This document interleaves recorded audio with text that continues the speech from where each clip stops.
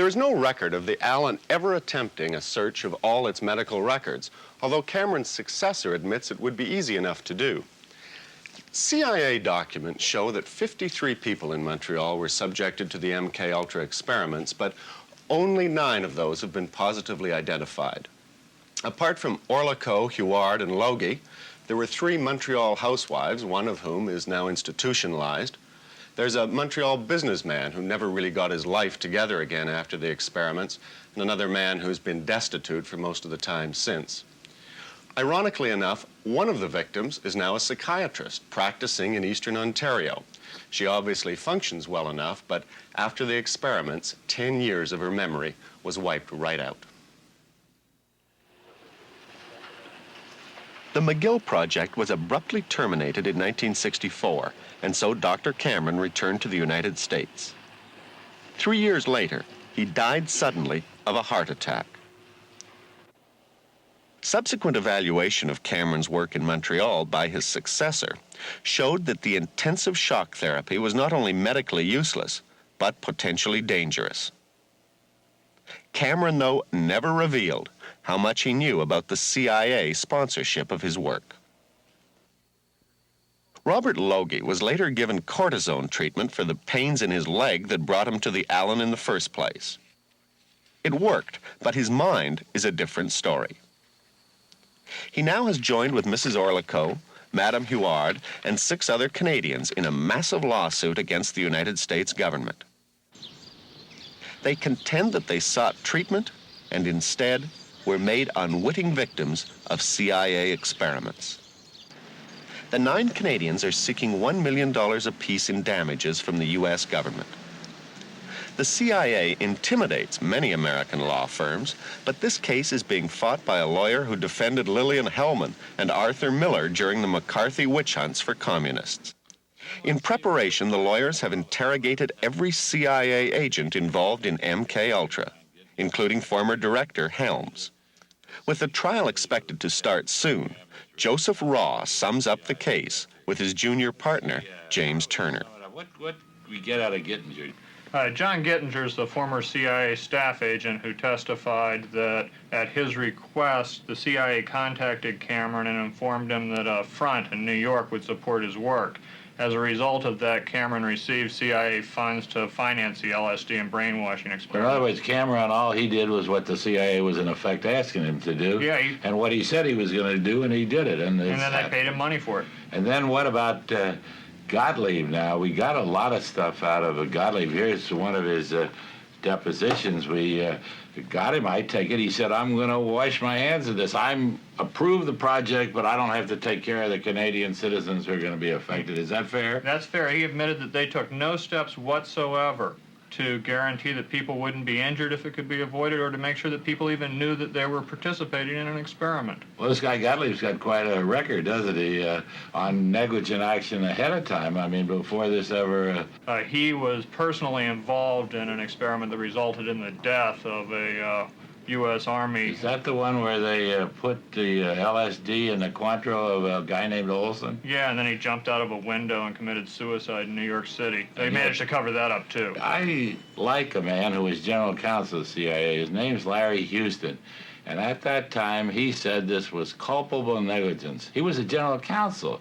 And they went on, left a guy on the job who had been guilty, according to their own lawyer, of culpable negligence. What about Helms? We took his deposition, too. It's right here. Yeah, it's an awful thick deposition. He didn't remember a whole lot. There's a major case of forget-me-nots. The only thing that we really got out of him was that he instructed Gottlieb, the CIA's Dr. Gottlieb, to destroy the records.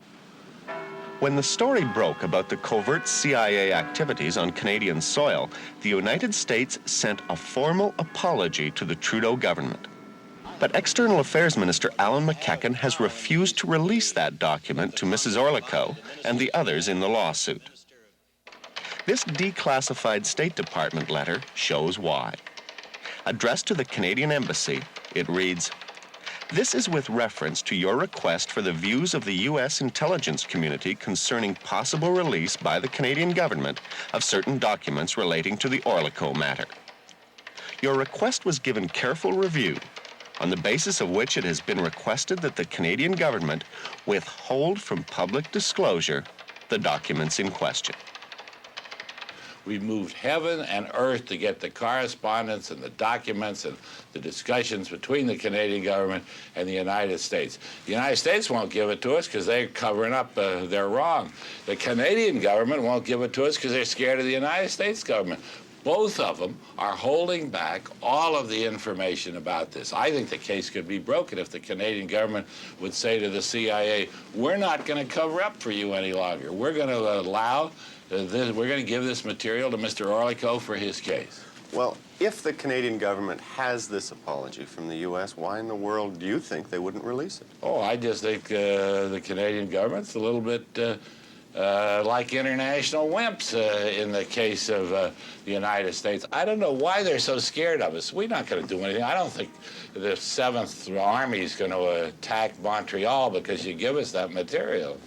I understand, though, that the American position is that this kind of CIA material can't be released for national security reasons. Maybe that's true. Well, security, my neck. First, the CIA, everything they forget. Then when they have to stop forgetting, because it's ludicrous, then they say it's all national security. What is national security about the apologies of the United States to Canada? They get very belligerent, the Canadians, with the Russians when they shoot down the 007 with some Canadian citizens. But when the CIA covertly does something to all the citizens, ruined the lives of many of these citizens, well, the Canadian government is doing nothing. I don't know why.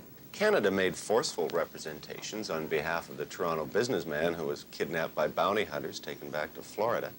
That wouldn't indicate that they're afraid to make a ruckus down here. That was a pretty easy situation. I mean, my God, you kidnap a Canadian, take him to the United States, heavens above. And furthermore, who do you have to fight there? A couple of bounty hunters. Here you're fighting the CIA. That scares Canada.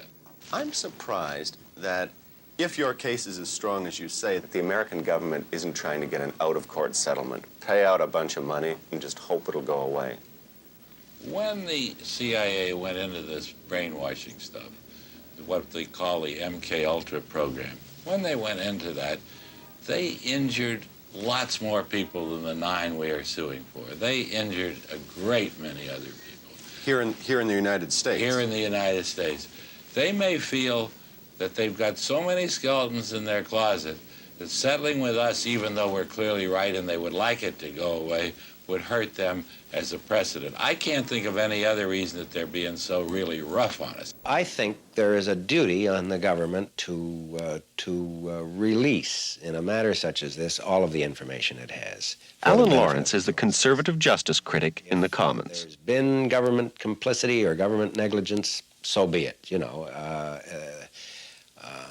It's far better to make a full disclosure and a full confession of your sins in a matter such as this. It's always a difficult thing for anybody to sue a government or sue an agency of a government. And if you don't have the cooperation of your own government in doing it, you have a few strikes against you right off the bat. If the process was reversed, if it was some sort of a secretive Canadian operation taking place in the United States, I'm sure all hell would break loose down there as far as beating of breasts and waving of flags and whatnot. If the material came from the States, perhaps they're bound by, if not law, good manners to not turn it over if the source of the information doesn't want it turned over. I don't know about manners. I don't know about international manners very much. But I know this. If I were in charge of a government to whom 9 citizens that we are suing for have been brainwashed without their knowing, have had their lives impaired, and have it done by a foreign agency, undercover without the government of Canada knowing it, I would find a way to help those people instead of hindering them. We tried to ask External Affairs Minister McEachern why the government of Canada is not helping these Canadian citizens who are victimized by agents of another country. But for more than 2 months, Mr. McEachern has been unavailable to discuss the matter. What do you want to tell Mr. McEachern, for example, about what happened to you? How you feel about it now? I would tell him to try what we've been through and see what he would have to say after. Because only when you go through such an experience, one can say how bad it can be and how painful. I'd say, come on, get off your horse and help us. We need some help from our government. We are innocent victims of something that happened that should never have been. And you can't make it. You can't put us back where we were. But at least do something to help us now. Do something to stand up and say this can't happen in Canada. What can you possibly get for your clients out of this case? You can't get their health back. That's not possible. And they're older people, and some of them may die during this stonewalling by the CIA. And some of them may get worse. One of them, at least, is in an institution now. I mean, the thing is very much needing of speed by the to get recommended. You can get some money. That's all you can get. That's all you can get when a doctor misoperates on you. You don't get your health back. There's no way we can get their health back. But what we can get them is some funds to help ameliorate their old age with the damage that's been done to them by this lousy performance that occurred through the CIA by Dr. Cameron mistreating them and hurting them. One thing which triggered Mrs. Huard's initial depression was growing deafness in one ear. That was later corrected with minor surgery. But no surgery can undo Dr. Cameron's work at Ravenscraig. I cannot go to sleep without any medication. I have migraine headaches that last for a week at the time. Doctors cannot find a cause.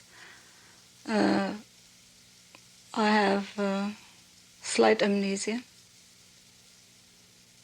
I have a lot of trouble to concentrate. I've never been able to sleep without medication since the sleep treatment.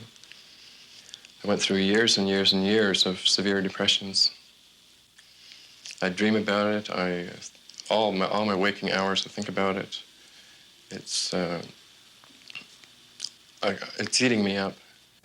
I've been hospitalized. When I first went home to Winnipeg, I attempted to take my own life because I couldn't endure the way I felt. And I have a chronic need. I'm very dependent on other people. And I have a chronic depression, which at times gets worse. Not being with my family, not being able to follow a career, not being able to study anymore, which I wanted to do very much. I would say it cost me my life.